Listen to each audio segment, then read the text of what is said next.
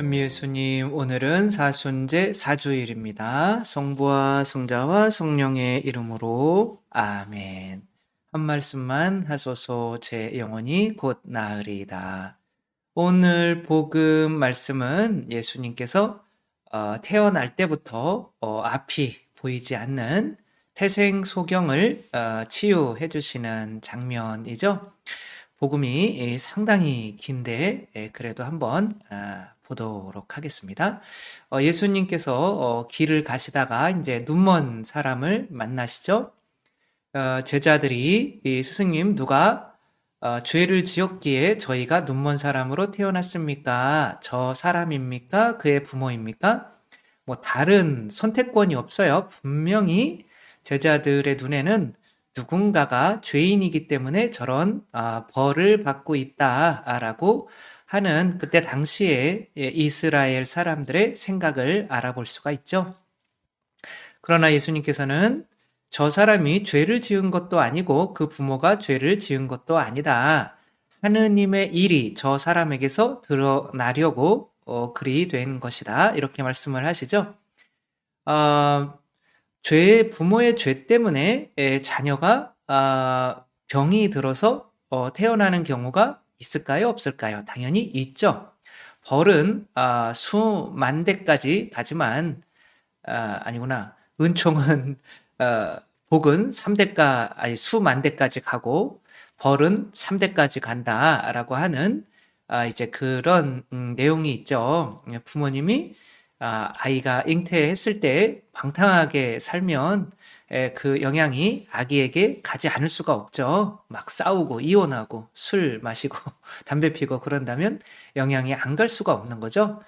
따라서 어떤 사람이 그렇게 태어난 것은 분명히 부모의 탓이나 자신이 또 죄를 지어서 몸이 안 좋아질 수도 있잖아요.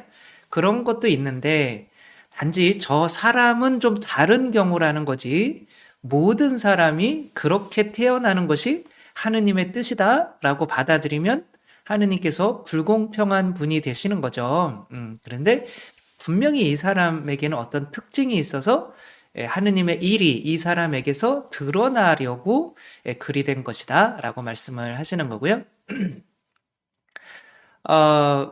그리고 이제 하느님의 일이 무엇인지를 이렇게 보여주시는데, 나를 보내신 분의 일을 우리는 낮 동안에 해야 한다. 이제 밤이 올 터인데 그때에는 아무도 일하지 못한다. 내가 이 세상에 있는 동안 나는 세상의 빛이다. 그러니까 당신이 빛이신데 당신이 지금 하시려고 하는, 빛으로 하시려고 하는 일이 바로 하느님의 일이라는 거죠. 그러고 나서 그에게 땅에 침을 뱉고 그것으로 진흙을 개어서 그 사람의 눈에 바르신 다음 실로암 못으로 가서 씻어라 하고 이르셨다. 실로암은 파견된 이라고 번역되는 말이다. 그는 가서 씻고 앞을 보게 되어 돌아왔다. 이게 지금 무엇을 의미하는 걸까요? 우리 교회에서 행해지고 있는 어떤 성사를 의미하는데, 이제 눈이 밝아져서 새로운 눈이 생겨서 진짜 아버지가 누구신지, 진짜 빛이 누구신지 알아보게 되는 어떤 물로서 행하시는 예식, 그리고 파견되는 예식을 우리가 뭐라고 그러죠? 세자로 시작하는데 세례라고 하죠. 그냥 한자로는 그냥 세례는 그냥 씻는 예식인데 그런 것이 아니라 새로운 창조의 이야기를 하는 거죠. 진흙으로 아담을 만드시고 또 그렇게 하신 것처럼 새로운 하느님의 자녀를 탄생시키는 세례, 그것이 바로 하느님의 일인 거죠. 하느님의 일은 바로 창조인 거죠. 빛이 있어라 라고 하심으로써 이 세상에 빛을 창조하시고 새로운 이제 창조를 시작하시는 그 창세기의 내용, 새로운 아담을 창조하시는 그런 내용인 거죠. 근데 왜 이 사람만이 그런 창조를 받을 수가 있었는가가 이제 그 뒤에 나와야겠죠. 근데 사람들이 저 사람은 앉아서 구걸하더니가 아닌가? 아니면 어떤 사람이 그 사람이요, 아니요, 그와 닮은 사람이요, 라고 이제 이렇게 막 헷갈리는 거죠. 그러니까 그래서 그는 이제 그런 이렇게 물어보는 사람들에게 그러면 어떻게 눈을 뜨게 되었소? 이렇게 물어보는 사람에게 예수님이라고 하는 분이 진흙을 개어서 내 눈에 바르신 다음 실로암 못으로 가서 씻어라 하고 나에게 이르셨습니다. 그래서 내가 가서 씻었더니 보게 되었습니다. 자신이 어떤 그 예수님께서 해주신 것을 그대로 이야기를 하죠.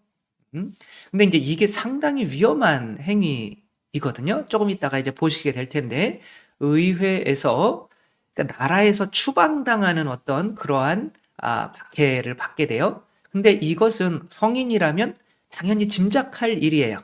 그래서 이제 바리사이 율법학자들이, 이제 그 사람을 불러놓고, 그렇게, 했더니 이제 그들이 이렇게 얘기를 하는 거죠. 그는 안식일을 지키지 않으므로 하느님에게서 온 사람이 아니오. 죄인이 어떻게 그런 표징을 일으킬 수 있겠소? 이렇게 이야기를 하죠. 그러니까 이제 이 분명히 그들의 입지를 밝힌 거죠. 여기서 내가 바리사이 편에 쓸 것인지 예수님의 편에 쓸 것인지를 결정을 해야 되는 거죠. 근데 그는 당신은 그를 누구라고 생각하시오? 우리는 분명히 그가 하느님에게서 오지 않은 사람이라고 명확히 이야기를 하오. 그랬더니 약간 주책이 없는 건지 그분은 예언자십니다. 이렇게 대답을 하죠. 얘 가지고는 안 되겠다. 그래서 부모님을 부르죠. 그러니까 이 사람이 태어날 때부터 진짜 눈이 멀었다는데 당신들의 자식 맞소? 그랬더니 맞는데 근데 그가 어떻게 눈을 뜨게 됐어? 그런데 아니 우리는 그거는 잘 모르겠고 우리 자식 아이가 이제 성인이니까 다 알 거니까 우리 아들한테 좀 물어보세요. 이렇게 이야기를 하는 거예요. 이건 솔직한 게 아니죠. 왜냐하면 여기 이렇게 나와요. 그들은 그의 22절 보면 그의 부모는 유다인들이 두려워 이렇게 말하였다. 그러니까 이들은 지금 두려움 때문에 뭐 하고 있는 거예요? 거짓말하고 있는 거죠. 우리는 몰라요. 그러니까 분명히 그렇게 본인도 그렇게 눈이 없었는데 눈을 생기게 해서 눈을 뜨게 해준 분은 하느님일 수밖에 없다는 거를 뭐 부모라고 모르겠어요. 그동안 얼마나 많이 이 아이의 눈을 뭐 뜨게 하려고 뭐 노력도 하고 뭐 그건 절대 인간의 힘으로는 불가능하다는 것을 알겠죠. 그러나 이야기하지 못해요. 그러니까 거짓말이라고 하는 게 나는 뭐 있는 것을 뭐 없다 뭐 이런 게 거짓말일 뿐만이 아니라 에덴 동산에서 이제 자기 자신을 가리는 거 나는 몰라요 아는데 몰라요 뭐 이런 것도 다 거짓말인 거죠. 그러니까 그러니까 이제 이인데 아들은 주책이 없어요. 그래서 당신이 어떻게 눈을 뜨게 했소? 그랬더니 제가 이미 여러분에게 말씀드렸는데 여러분은 들으려고 하지 않으셨습니다. 어째서 다시 들으려고 하십니까? 여러분도 그분의 제자가 되고 싶다는 말씀입니까? 뭐 이렇게 이야기를 하니까 욕을 퍼부으면서 이렇게 이제 당신은 그 사람의 이제 뭐 거의 예수님을 사탄이라고 부르죠. 그 사람의 이제 제자이겠지만 우리는 모세의 제자다라고 했더니 이 사람이 그분이 제 눈을 뜨게 해주셨는데 여러분은 그분이 어디에서 오셨는지 모른다니 그것 정말 놀라운 일입니다. 하느님께서는 죄인들의 말을 들어주시지 않으신다는 것을 우리는 압니다. 그러나 누가 하느님을 경외하고 그분의 뜻을 실천하면 그 사람의 말을 들어주십니다. 태어날 때부터 눈이 먼 사람의 눈을 누가 뜨게 해주었다는 말을 일찍이 들어본 적이 없습니다. 그분이 하느님에게서 오지 않으셨다면 아무것도 하실 수 없었을 것입니다.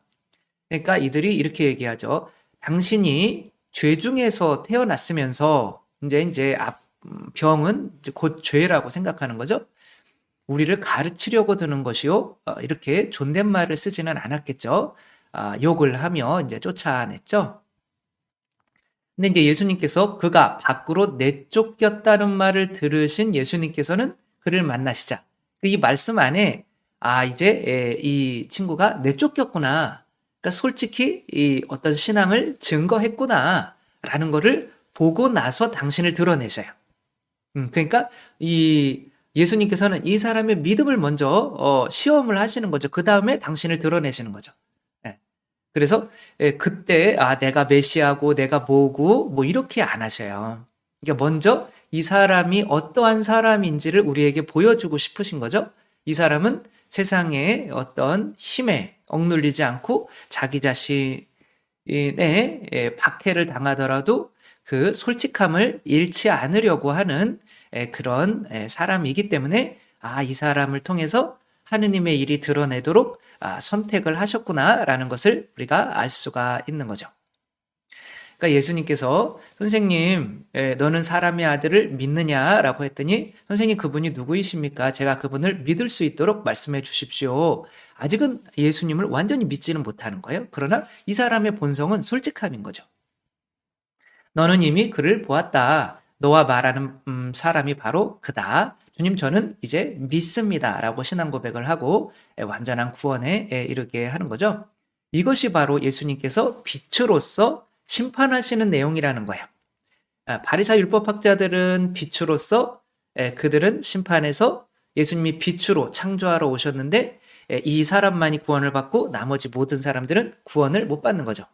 왜? 빛을 받아들이지 않으니까. 근데 빛을 받아들이는 사람은 이 사람처럼 이 세상의 어떤 힘과 권위와 이런 것에 짓눌리지 않고 내가 목숨을 잃을지라도 나의 솔직성을 유지하는 거, 이게 요한복음에서는 특별히 중요해요. 그래서 바르톨로메오가 필립보를 통해서 이제 예수님을 부르죠. 필립보가. 그랬더니 나자렛에서 무슨 좋은 게 나올 수 있겠느냐 이렇게 얘기할 때 이제 그래서 그래도 예수님께 가잖아요. 그러니까 예수님께서 이 사람은 참으로 이스라엘 사람이다. 이 사람에게는 거짓이 없다 이렇게 말씀을 하셔요. 그러니까 하느님께서 선택하는 사람은 거짓말 안 하는 사람이라는 거예요. 한번 더 보도록 하겠습니다. 그래서 예수님께서 나는 이 세상을 심판하러 왔다. 보지 못하는 이들은 보고 보는 이들은 눈먼 자가 되게 하려는 것이다. 이제 본인들이 보고 있다고 생각하는 사람은 눈먼 사람들인 거죠. 사실은 알아보지 못하고 거짓말하고 있는데 이제 우리가 그래서 바리사이들이 우리도 눈먼 자라는 말은 아니겠지요라고 했더니 예수님께서 그들에게 이제 못 박히실 말씀을 하시죠. 너희가 눈먼 사람이었다면 오히려 죄가 없었을 것이다. 그러나 지금 우리는 잘 본다 하고 있으니 너희 죄는 그대로 남아있다. 요것을 한번 처음부터 다시 한번 살펴본다면 예수님께서는 빛으로서 창조하러 오셨다. 그 하느님의 일을 하러 오신 거죠.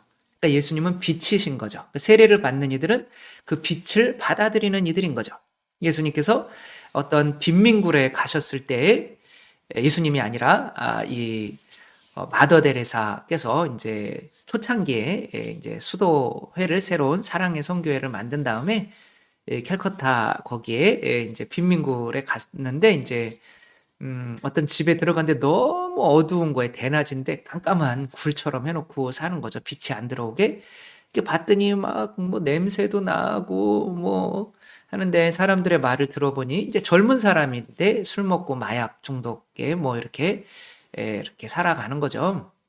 그냥 등잔불에 이제 불을 붙이니까 그 사람이 이제 소리를 지르면서 왜 남의 집에 들어와서 불을 켜냐고 빛이 싫은 거죠. 왜? 내 자신이 지금 상태가 어떤지를 보게 되니까.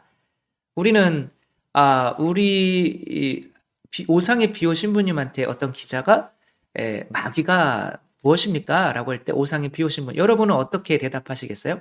마귀를 볼 줄 아는 게 정말 눈이 뜨였으면 마귀를 볼 줄 알죠?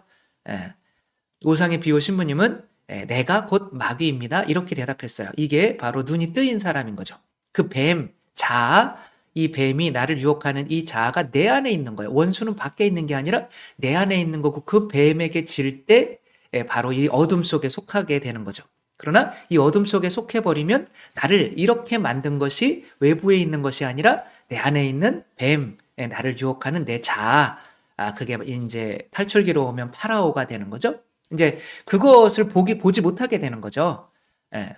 그러니까 이 내가 내 자신이 문제라는 것을 보지 못하는 게 바리사의 율법학자들인 거죠. 그러면서 잘못은 이제 너는 이게 잘못이고 저게 잘못이고 이렇게 남의 자신의 눈에 있는 들보는 보지 못하고 티만 빼주려고 하는 그런 사람들이 진짜 장님이라는 거죠.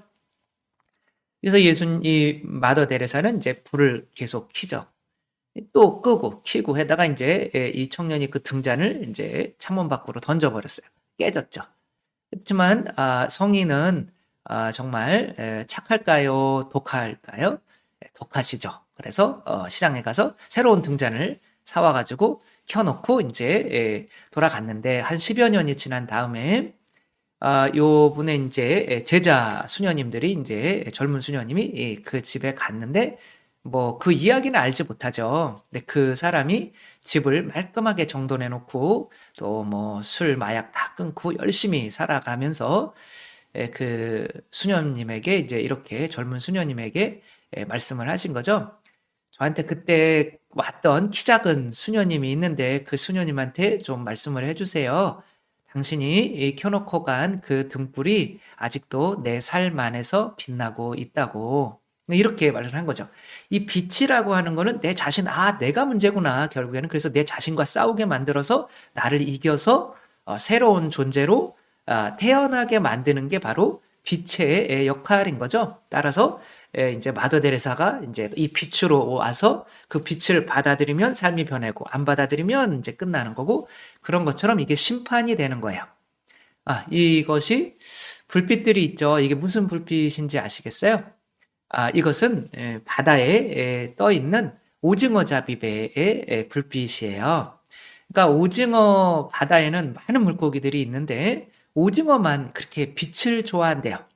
그러니까 우리가 오징어가 되지 않으면 좀 이상하긴 하지만 우리는 다 오징어인 거예요. 그래서 오징어가 되지 않으면 이 빛을 보고 올라오질 않죠. 정말 십자가가 성당에 걸려 있지만 그 십자가의 그 사랑을 보고 저게 진짜 구원의 길이구나 라고 오는 사람이 있는가 하면 내가 왜 저렇게 고통받아야 돼? 라고 떠나가는 사람이 있는 거죠. 그래서 우리가 오늘 눈을 새로 뜬 사람처럼 그 모습을 본받 그 오징어가 되는 방법을 알지 못하면 새로 태어나서 구원을 못 받는 거죠.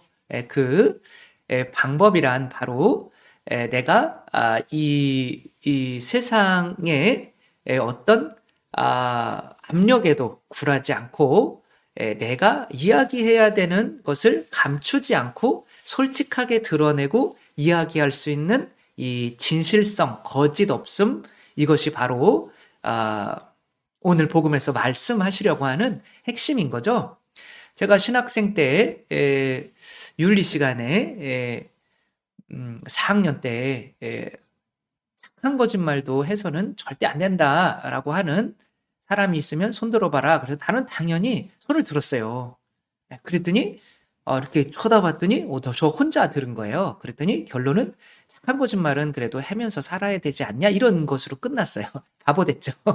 그러나 저는 어렸을 때 어머니께서 어머니가 내가 제일 싫어하는 거는 거짓말하는 거다. 그래서 거짓말을 그럼 절대 하지 말아야겠다라고 굳게 결심을 했었죠. 나중에 커서 보니까 어머니는 아직도 거짓말을 가끔 하시더라고요. 그게 중요한 게 아니라 이제 제가 거짓말을 하지 말아야겠다라고 하니까 제 안에 있는 것들은 그대로 이렇게 나와요. 그래서 고등학교 때는 제가 시골에서 이제 도시로 학교를 다녔는데 거기에서 이제 그때 약간 이제 부모님도 나한테 어떻게 해줄 수가 없고 이 세상에서도 서로 공부하는 친구들이라고 생각했는데 내가 도와주어도 자기 자신만 알고 해서 진짜 친구가 없고 하는 그런 어떤 외로움을 좀 느꼈어요. 굉장히 세상엔 나 혼자구나. 근데 약간 이제 고등학교 특별히 남자들 다니는 이 고등학교는 정글이거든요. 약한 모습 보이면 잡아먹혀요. 그런데 저는 그게 이제 입으로 튀어나온 것 같아요. 아, 외롭다, 나 외롭다, 외롭다. 그러니까 개신교 친구가 이제 하도 듣다 못해서, 야, 너 천주교 다닌다며, 너 예수님이 함께 계신데 뭐가 외로워? 아, 기분이 상당히 안 좋더라고요. 그래서, 야, 그거 누가 모르냐? 예수님이 계신 거? 근데 이제 그 생각을 계속 하게 됐어요. 아, 내가 근데 예수님이 계신데 왜 외롭지? 제가 이제 시골에서 자전거 타고 한 30분 나와서 또, 봉고차 타고 1시간 동안 와서 이렇게 한 거의 3시간을 하루에 이렇게 통학을 고등학교에 했는데 그 시골에 이렇게 혼자 불빛도 없는 곳을 자전거 타고 이렇게 가다가 바람이 이렇게 스치는데 이 정말 너무 시원하더라고요. 그날은 뭐지 이렇게 기분 좋은 거는 그런데 좀 마음속에서 내가 너와 함께 있다라고 하는 그냥 말씀도 아니고 그냥 그 느낌이 가슴으로 훅 들어왔어요. 아, 그분이 나와 함께 계시구나. 그 이후로는 외로워 본 적이 없어요. 진짜 예수님을 만난 거죠. 근데 그 이전에 뭐 했어야 되는 거예요? 솔직했어야 되는 거죠. 그렇지 않으면 예수님께서 나와 함께 계신가, 계시지 않은가를 내가 내 자신에게 혹은 예수님께 기도를 통해서 물어볼 수가 없었겠죠. 그러면 그분이 들어와도 이게 예수님인지 모르는 거죠. 그렇기 때문에 그런 은총을 맞을 수가 없는 거죠. 아담과 하와는 분명히 선악과를 따먹고 죄를 지었어요. 근데 이 상태가 행복한 상태였을까요? 행복하지 않았겠죠. 근데 행복하지 않았으면 그 이전 상태가 하느님과 좋은 관계를 맺는 상태가 더 행복인 거구나. 그래서 하느님께 나아갔어야죠. 그러나 이들은 하느님 자기 자신도 부끄럽고 하느님도 두렵고 하면서 이 자기 자신들을 이렇게 가리기 시작했어요. 그리고 내 죄를 당신이 만들어준 저 여자 때문에 졌다라고 하며 다른 사람을 또 판단하는 것으로서 내 자신의 상태를 솔직하게 이야기할 수 없는 거짓의 상태로 떨어진 거죠. 그러니까 더 이상 이 거짓말을 하는 사람은 이제 하는 빛을 선택한 것이 아니라 죄 안 짓는 것을 선택한 것이 아니라 이 악을 선택한 것이고 내가 죄 지은 것을 지금은 이게 더 큰 행복이야 라고 긍정하는 상황이 돼버린 거예요. 그렇기 때문에 거짓말이라고 하는 거는 내가 우리가 선택을 할 때 이게 더 큰 행복이야 라고 선택을 해야 되는데 거짓말을 해버리면 이게 그래도 되네 좋았네 그게 남게 되는 그러면 또 그런 죄를 짓게 돼요. 제가 거짓말을 어마어마하게 해본 적이 있는데 군대 제대하고 운전병을 했었거든요. 신호등을 위반했어요. 오늘은 좀 길어지네요. 신호등을 위반하고 이렇게 가는데 이제 경찰한테 걸렸죠. 그래가지고 이제 군대에 그때 있을 때 우리가 돈을 모아가지고 이제 나올 때 금반지 하나씩 해가지고 나왔거든요. 그럼 이렇게 딱 보여주면서 제가 결혼을 했는데 지금 벌점이 15점 있는데 저는 공장에서 지금 운전기사로 일을 하고 있는데 요거 15점 더 받으면 저는 30일 면허정지가 돼서 지금 회사에서 잘리고 우리 애들은 굶어 죽습니다. 그냥 하시든지 말든지 마음대로 해주세요. 그랬더니 눈물을 흘리면서 그러면 다음부터는 신호등 위반을 하시면 안 되죠. 그리고 그냥 보내줬어요. 그러니까 기분이 좋더라고요. 근데 그럼 그건 거죠. 이게 신호등 해도 되는구나. 그럼 다음에 또 신호등을 위반을 하겠죠. 왜? 거짓말하면 되니까. 이 거짓말 자체가 바로 악을 선택하는 이런 게 되는 거죠. 그래서 예수님께서는 이런 요한복음인 거예요. 요한복음에는 하느님의 자녀로서 진흙으로 사람을 만들듯이 세례로 새로 태어나는 사람은 정말 사람들 앞에서 내가 박해를 받고 순교를 하더라도 당신의 어떤 이것을 증언해야 되는데 거짓말은 이 세상의 힘에 세상은 예수님께서 싸우러 오신 대상이죠. 그렇죠? 내가 세상을 이겼다. 세상은 내가 적응해야 되는 곳이 아니라 싸워서 이겨야 되는 곳이거든요. 근데 이 세상의 힘에, 이 사탄의 힘에 짓눌려서 증언을 할 수 없는 사람은 태어날 수가 하느님의 자녀가 아닌 거죠. 세상의 자녀인 거죠. 따라서 이렇게 이야기를 하죠. 어찌하여 너희는 내 이야기를 깨닫지 못하느냐? 너희들은 내 말을 들을 줄 모르기 때문이다. 어떤 사람들이 예수님의 말씀을 들을 줄 모르느냐면 악마에게서 태어난 사람들인 거야. 너희는 악마의 욕망대로 하기를 원한다. 악마는 처음부터 살인자로서 진리 편에 서본 적이 없다. 그 안에 진리가 없기 때문이다. 그가 거짓을 말할 때에는 본성에서 그렇게 말하는 것이다. 그가 거짓말쟁이이며 거짓의 아비이기 때문이다. 내가 진리를 말하기 때문에 너희는 나를 믿지 않는다. 그러니까 거짓말하는 사람은 이미 사탄의 욕망에, 세상의 욕망에 빠져버린 거죠. 아이들은 태어나면 그러면 처음에 거짓말을 할 줄 알까요? 아니면 아이들은 순수한데 사회생활하면서 배우는 걸까요? 이 원죄가 있기 때문에 우리는 사탄 쪽에 기울어져 있어요. 그래서 태어나면서부터 우리는 거짓말을 할 줄 압니다. 신기하죠? 이제 걷기 시작한 이 아이가 사료를 이제 엄마가 왜 만졌냐 그랬더니 안 만졌다고 막 개사료를 안 만졌다고 막 주장하는 유튜브의 내용인데 한번 찾아와서 보면 너무 귀여워요. 근데 아이가 거짓말하는 거는 귀엽기는 하지만 그래도 이제 또 아빠까지도 내가 너 그 만지는 거 봤어 그랬더니 아빠한테도 끝까지 나는 안 만졌다고. 이것은 죄를 긍정하는 어떤 우리의 이 모습인 거죠. 그러나 내가 이 세상의 어떤 억눌림을 통해서도 거짓말을 절대로 하지 않겠다라고 하는 결심이 없다면 진짜 세례를 받아도 하느님의 자녀로 태어날 수가 없고 세례를 받아도 예수님을 만날 수가 없죠.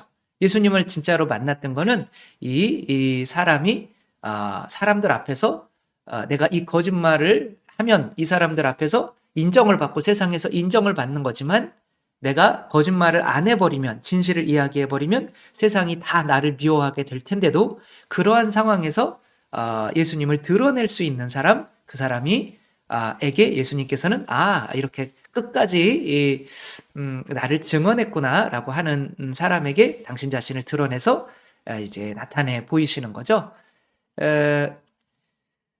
이게 눈먼 자들의 도시라고 하는 영화예요. 여기에서 다른 사람들은 다 눈이 멀어요.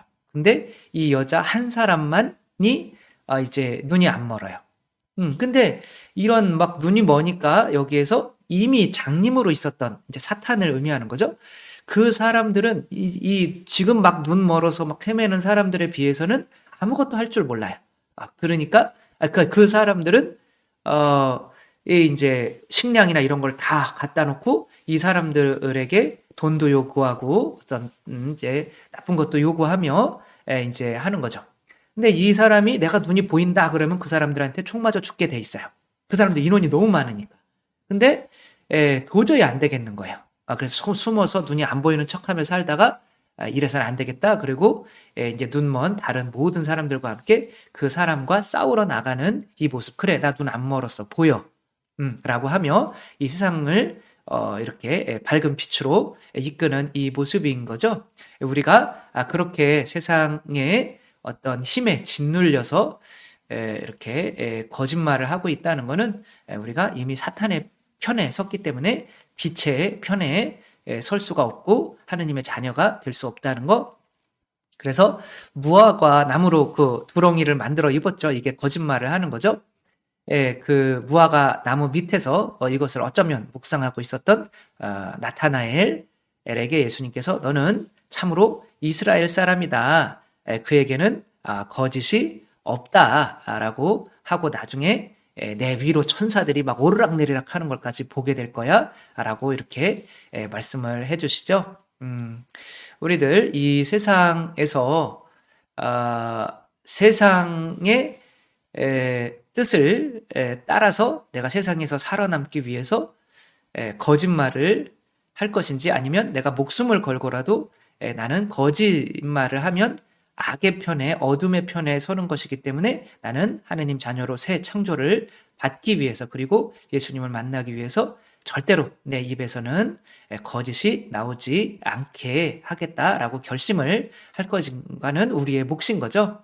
그러나 오늘 복음은 거짓말을 절대로 하지 않는 사람을 하느님께서는 찾으신다는 거 또 명심하며 앞으로 정말 우리 입에서 거짓이라는 게 나오지 않을 굳을 결심을 했으면 좋겠습니다. 주님께서 여러분과 함께 전능하신 천주 성부와 성자와 성령께서는 여기 모인 모든 이에게 축복을 내리시어 길이 머물게 하소서. 주님과 함께 가서 복음을 전합시다. 하느님, 감사합니다. 성부와 성자와 성령의 이름으로 아멘. 감사합니다. 사랑합니다.